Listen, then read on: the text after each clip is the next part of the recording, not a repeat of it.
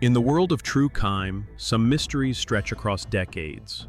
Cold cases that haunt families, confound detectives, and chill you to the bone. Tonight, we unravel a story buried in silence for 34 years. A brutal murder, a wandering toddler, and the relentless pursuit of a killer who thought he'd gotten away. You're watching Criminal Shadows, where cold cases find their voice. Before we dive in, don't forget to like, subscribe, and hit the bell icon so you never miss a chilling case. Over 34 years, a lot can happen, and it passes by in the blink of an eye. Children grow up, finish school, and even get married in that time. But for Mark Bayer, those 34 years felt painfully slow, filled with nothing but questions. For more than 3 decades, he asked the same thing over and over. Who killed my mother, and why? In 1988, in Santee, California, a 2-year-old boy was found wandering alone through an apartment complex. His mother had just been murdered.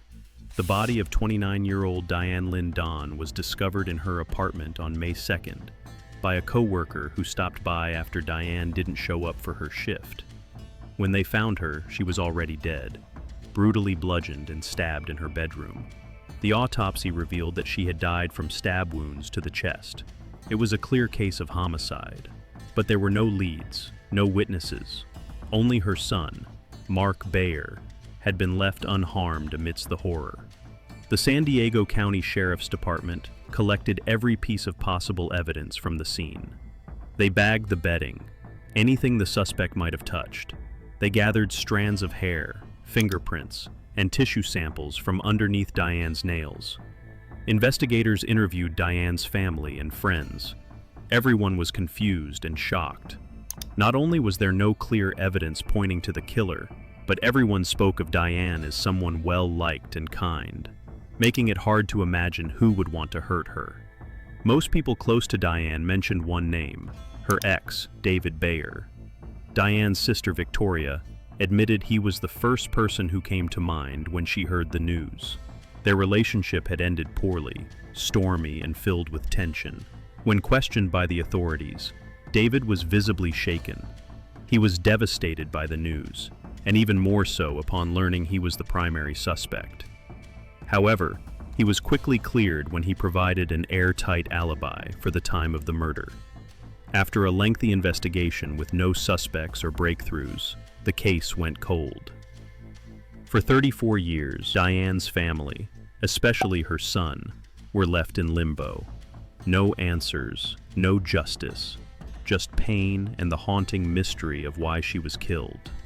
Investigators continued to try solving the case using DNA evidence, but for years, nothing worked. In 2000, they extracted DNA from beneath Diane's fingernails and uploaded it into the national database. No matches. A decade later, in 2010, they tried again. This time, they processed a hair follicle found in Diane's hand. Again, nothing. No results from the national database. Each attempt gave the family renewed hope, but each time, they were left with the same heartbreaking silence. Then, in May 2020, that silence finally began to break. Determined to never give up, the investigators turned to genetic genealogy, a method that's not only used to find lost relatives, but also to track down criminals through family DNA connections. Using Diane's DNA samples, they looked for relatives of the unidentified suspect. The search produced many DNA matches, so the next step was to build multiple family trees and narrow down potential suspects. But this wasn't like it looks on crime shows. Investigators had to make dozens of phone calls, ask for cooperation, and piece together each tree carefully. They ended up building 9 family trees, containing roughly 1,300 relatives, all somehow linked to the unknown suspect, either through blood or marriage. Eventually, the search led them to the children of the suspect. A simple paternity test confirmed it. Because genetic genealogy is so time-consuming and complex, it's usually only used as a last resort. But in this case, all other methods had failed, and without it, the case likely would have remained unsolved. Finally, after decades of effort, they identified the man responsible for the murder of Diane Dahn, Warren Robertson.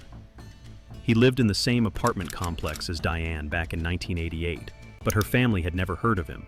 He was the killer. So then, the big question remained, why? Warren Robertson worked as a tow truck driver.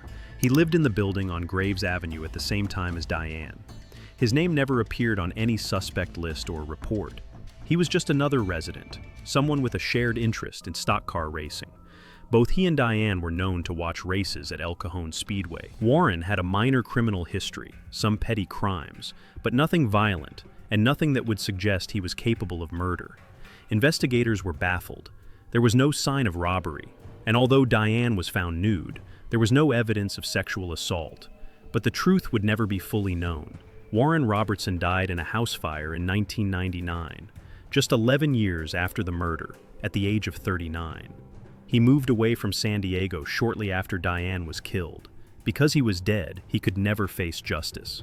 Still, for Diane's family, identifying her killer brought a measure of relief. At least they now knew the man responsible. At least he wasn't out there, potentially hurting others. For 34 years, Diane's sister feared that the person who murdered her sister was still free, maybe doing the same thing to someone else. That long period of wondering, of unanswered questions, had finally ended, but the toll it took was immeasurable. Mark Bayer, who had since been adopted, said that the resolution brought him and Diane's family a sense of closure.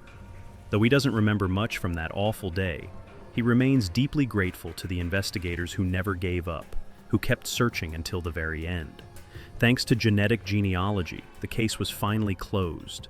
Without it, the truth likely would have never come out. Diane's family will always be grateful for that, even though they may never know why it happened or why Mark had to grow up without his mother. They at least have peace. Technology has come a long way, and thanks to it, this case has finally been put to rest. 34 years of silence, one grieving son, and a family who never gave up. Though justice came too late, the truth was finally uncovered. Thanks to determination, technology, and the power of never letting go. If this story moved you, or if you believe in justice for the forgotten, like this video, subscribe to Criminal Shadows, and turn on notifications so you're first to know when the next mystery unfolds. Until then, stay alert, stay safe, and remember, every crime leaves a shadow.